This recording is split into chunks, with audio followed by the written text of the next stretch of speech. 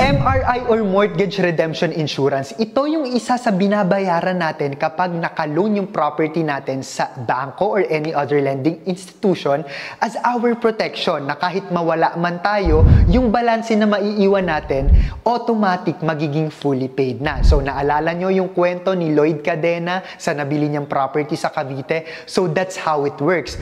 And if you are holding an insurance, may it be a life insurance, magpa-consult kayo sa mga financial advisor ninyo, alam nyo ba na pwedeng yung amount nun, yun na yung maging MRI ninyo para hindi na kayo magbayad monthly ng separate para doon sa magiging mortgage redemption insurance premium ninyo. So mahalaga yon, no? Alam ko, just like real estate investment, mahalaga na rin na meron tayong insurance at nakakatuwa na pwede palang yun yung gamitin natin as our MRI kapag nag-loan tayo sa bangko. MRI or mortgage